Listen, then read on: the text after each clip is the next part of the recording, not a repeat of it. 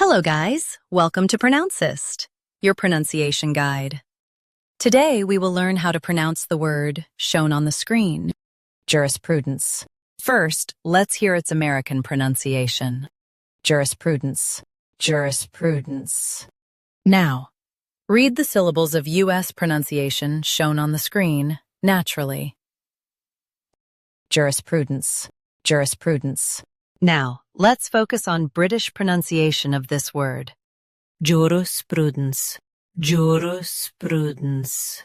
Now, read the syllables of British pronunciation shown on the screen naturally. Jurisprudence, jurisprudence. U.S. jur, UK jur. Same rest. Practice repeatedly and you'll soon be able to say this word perfectly. The best way to practice is to repeat the syllable multiple times. The meaning of the word is law and legal study.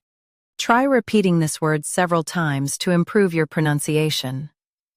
We post daily videos on useful and commonly mispronounced words to help you speak clearly and confidently. Like this video and subscribe to Pronouncist for more pronunciation guides. Thanks for watching us.